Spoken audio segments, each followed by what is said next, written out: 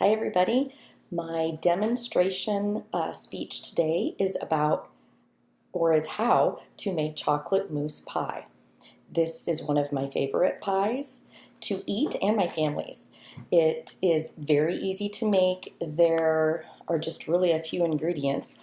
It is a bit time consuming though, because after you melt the chocolate, you have to let it sit so it gets thick and can set up. The recipe I got from my mother-in-law.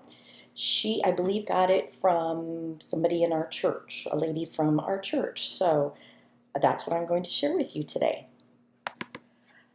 Okay, here is my audience. I'm going to show you who I am teaching how to make pie, the chocolate mousse pie.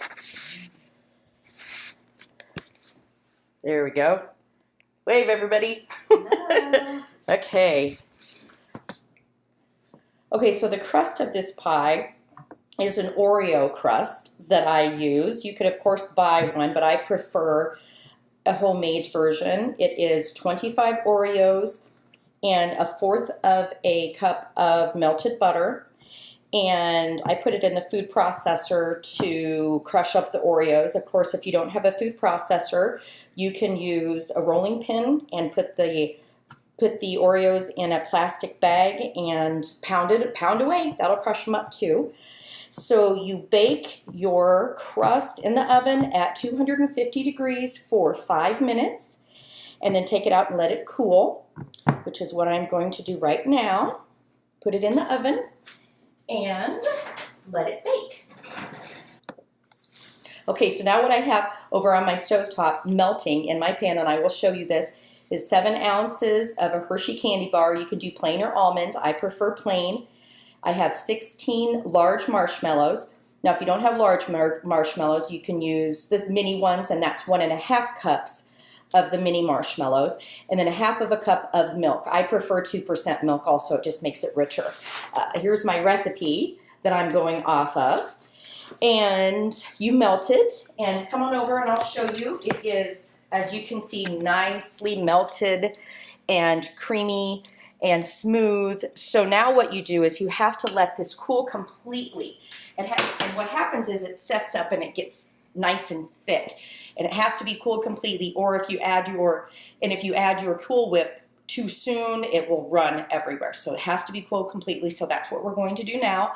My timer just went off for my crust, so I'm going to get that out of the oven right now and let this cool also. Okay, so my chocolate mixture has cooled completely, and as you can see, it gets very thick. And this is exactly what you want. It gets very thick when it cools off. Now what I'm going to do is add 2 cups of Cool Whip to this, and you fold it in. You don't want to mix it really fast because that gets too much air in it, and then it can fall. So what you want is just folding it in, the Cool Whip into the chocolate mixture. If you wish, you can make homemade whipped cream. Today I'm not. I'm just using the regular old Cool Whip. So I'm going to add that in now and start folding it in. And when you fold, you just want to go around the outside and then come in the middle. Go around the outside, come in the middle, just like this. And just mix it up. There we go. Okay, I have it all mixed. So now what I'm going to do is just put it in my Oreo pie shell, get it all scraped out here. And what you want to do after you get this all in here, you want to make sure and put it in the refrigerator for couple of hours just to have it set up and be nice and cold for when you go to serve it. And this all in here. And then what I like to do also is get some nice chocolate shavings and put that on top of the chocolate. Just makes it look a little bit fancier, I suppose. Spread that around like this. Okay, scrape it off, make sure you get everything in there. Just like that.